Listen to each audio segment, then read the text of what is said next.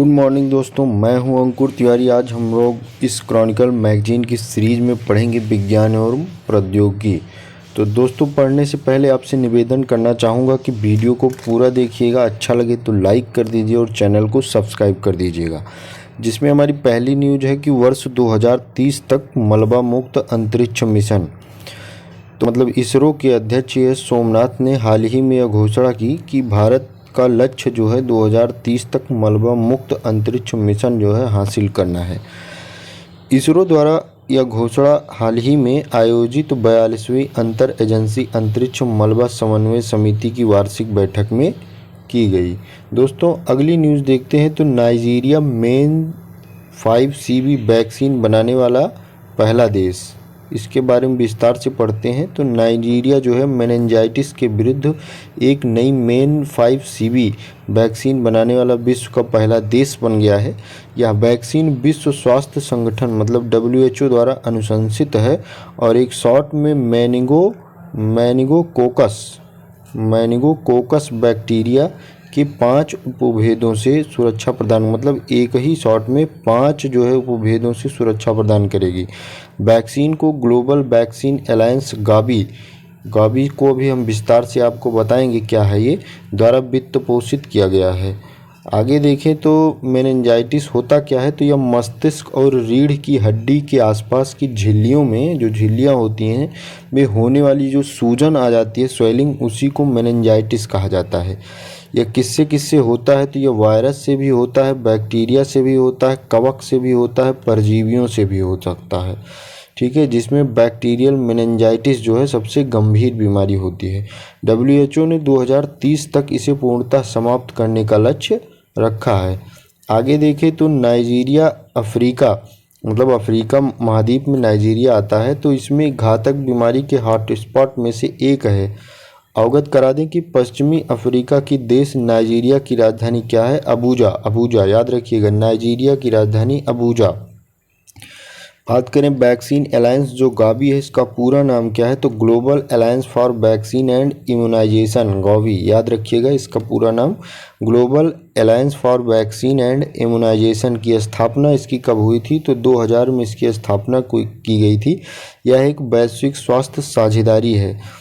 अगली न्यूज़ की बात करें तो ईगला एस एयर डिफेंस सिस्टम, इसके बारे में विस्तार से जानते हैं। भारतीय सेना ने 24 ईगला एस में man portable air defence system जो है का पहला बैच इसे प्राप्त हुआ है। रूस द्वारा इसे यह पहला बैच प्राप्त हुआ है। यह कम दूरी की वायु रक्षा प्रणाली है।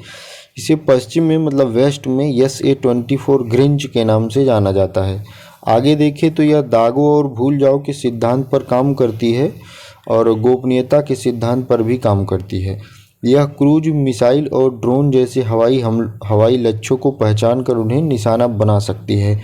नवंबर 2023 में भारत द्वारा रूस के साथ इससे संबंधित अनुबंध पर हस्ताक्षर किए गए थे। अगली न्यूज़ देखें तो piezo electric bone conduction hearing implant, आइए देखते हैं ये क्या है। तो पुणे के कमांड हॉस्पिटल मतलब जो सैन्य हॉस्पिटल है, सफल piezo electric bone conduction hearing implant जो है करने वाला देश का पहला सरकारी हॉस्पिटल बन गया है। हॉस्पिटल के कान नाक गला विभाग के डॉक्टरों द्वारा गंभीर जन्मजात श्रवण मतलब सुनने से समस्याओं होने वाले 7 वर्षीय बच्चे और एक तरफा बहरेपन से पीड़ित एक वयस्क का प्रत्यारोपण किया गया है।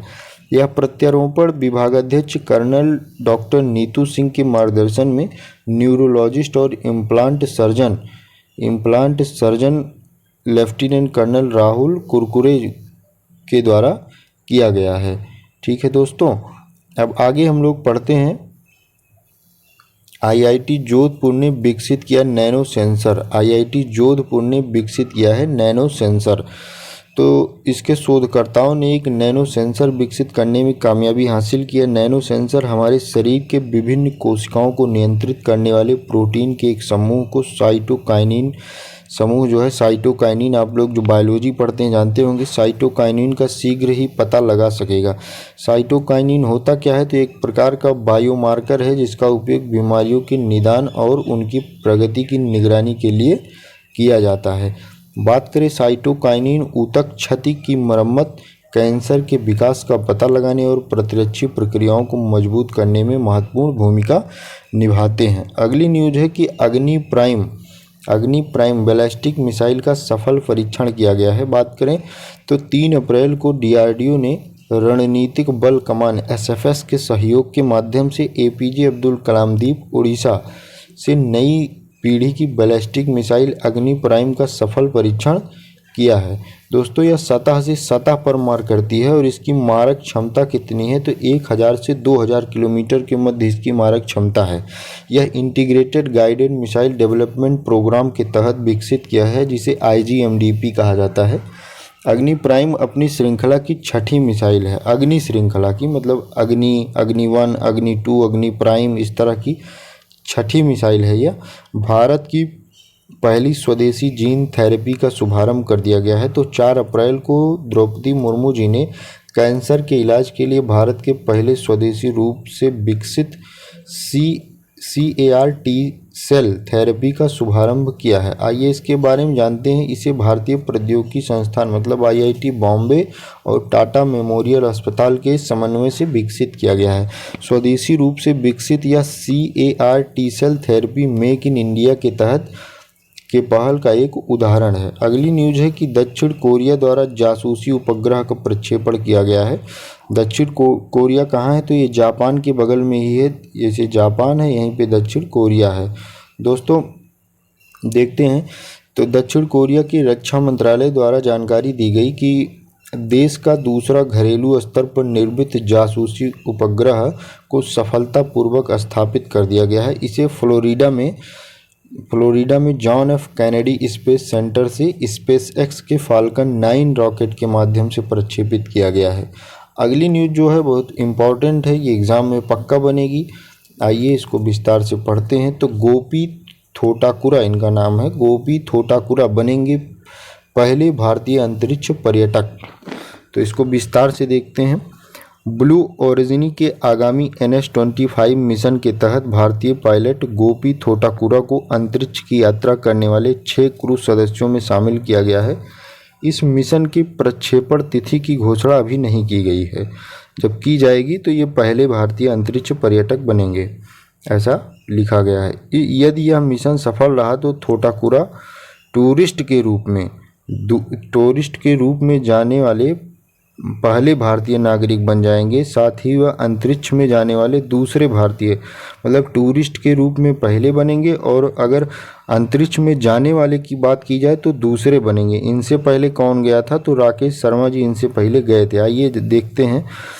तो इनसे पहले जो है भारतीय विंग कमांडर राकेश शर्मा ने 1984 में सोवियत अंतरिक्ष यान सोयूज T-11, देखिए जो न्यूज़ होता है उससे रिलेटेड पुराने मतलब GS भी पूछे जाते हैं। GS क्या, इसे तब का करंट ही था लेकिन अब जो है GS बन चुका है। तो सोयूज T-11 पर सैल्यूट 7 अंतरिक्ष स्टेशन के लिए उड़ान भरी थी। याद रखिएगा, इस कार्यक्रम के तहत अभी तक 31 मनुष्यों को करमन रेखा के ऊपर भेजा गया है।